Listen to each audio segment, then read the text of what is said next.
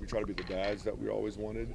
I don't know if there's a Freudian thing there, but then use the things that my position coach in college, Dan Brooks. I talked to him a couple of days ago on FaceTime. He's in the mountains right now and in Tennessee, but I mean, he was amazing.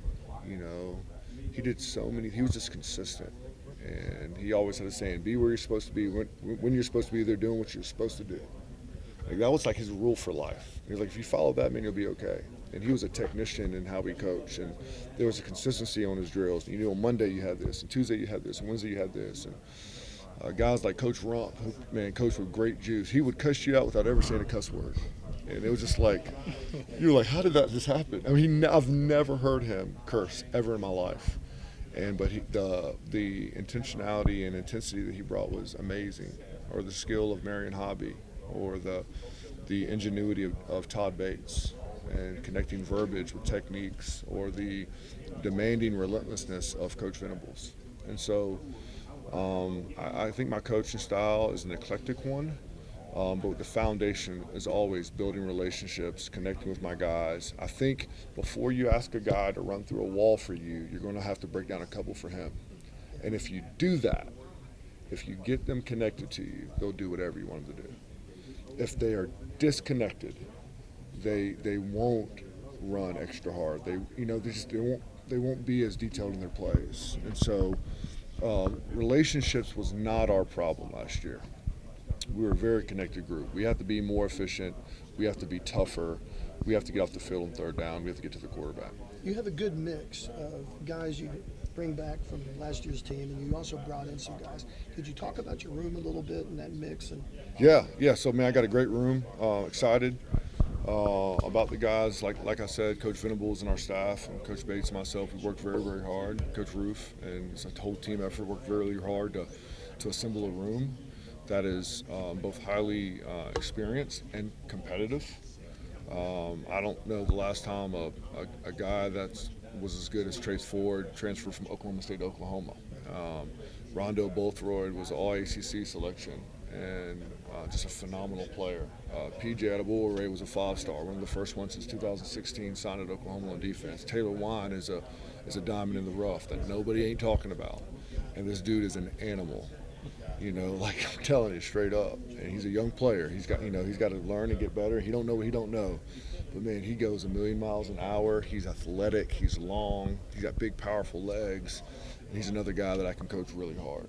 And then guys that were here, like Ethan Downs, like Reggie Grimes, like Marcus Strickland. Marcus Strickland's 250 right now.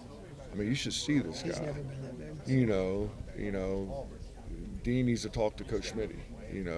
He's freaking jacked up, and has worked really, really hard. And Reggie Grimes, Ethan Downs, R. Mason Thomas. R. Mason's gained 24 pounds. It's just, and it's a really good room. So we're excited. The guys know.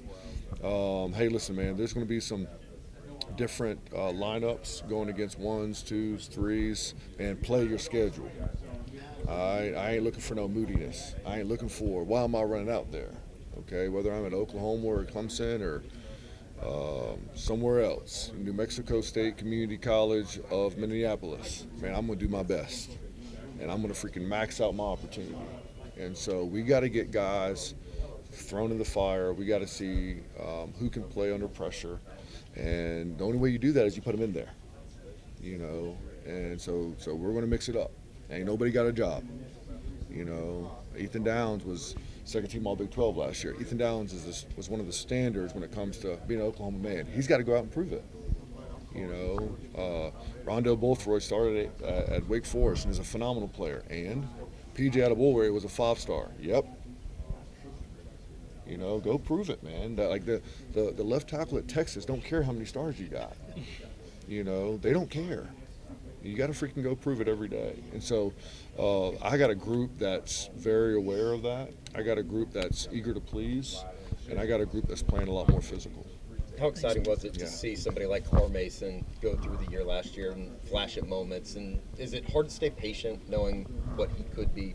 No, I wouldn't say it's hard to stay patient at all. It's a great question. But if you go back and watch his high school tape, you'll see the same thing. Sure. He's a dude now. And he was a little undersized, for a lot of people, and that's why a lot of people missed on him. I'm telling you, this is going to be a guy. In a couple years from now, everyone's going to say, "How the heck did we miss on that kid?" He has the opportunity if he keeps working to be that guy. And but he's been amazing. He's got great awareness. He knows his strengths and his weaknesses. He knew that he had to gain weight. If you're going to play our style of defense, you can't be 220 pounds on the edge. You can't do it.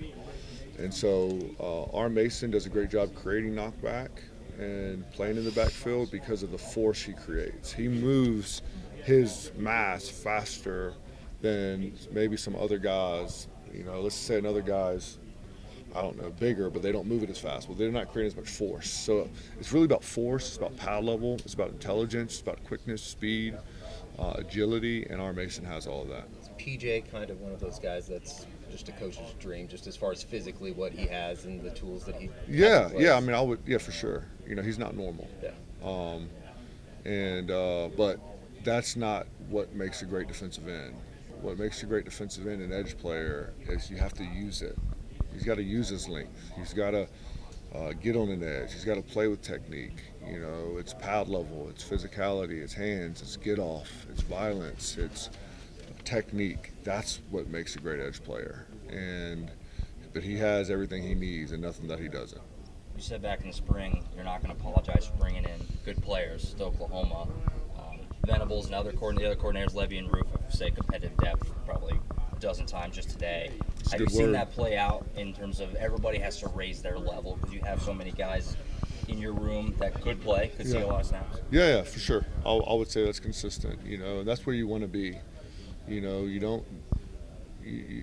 develop your guys. I think having relationships with your guys is a key thing, and I think having very clear expectations of what the standard is, and then metrics on if you're hitting it or if you're not hitting it.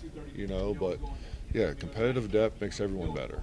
That's who we are as human nature.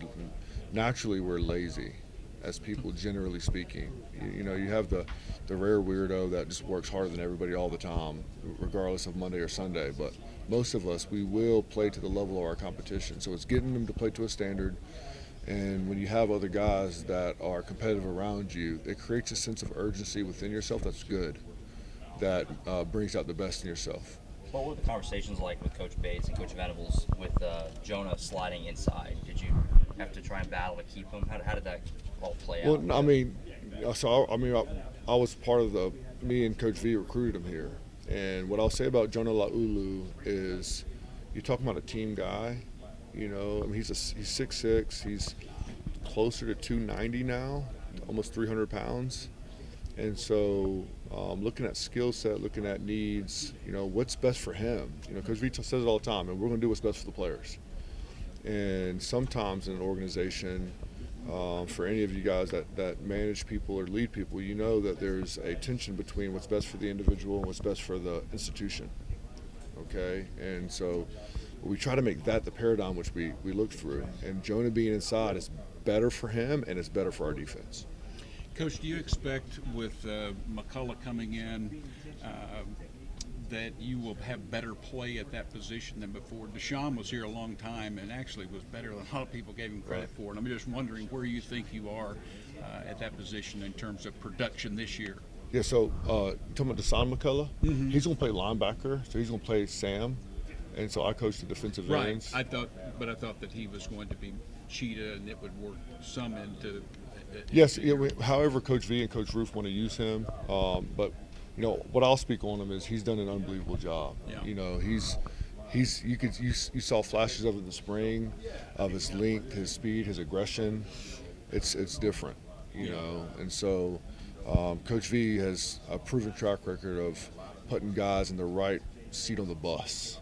Get the right guys on the bus, you got to put them in the right seat. And Deshaun McCullough is one of those guys.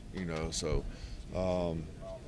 how he's going to be used, what position, and all that, I'll leave that for Coach Roof and Coach V, but he's going to play. Yes, sir.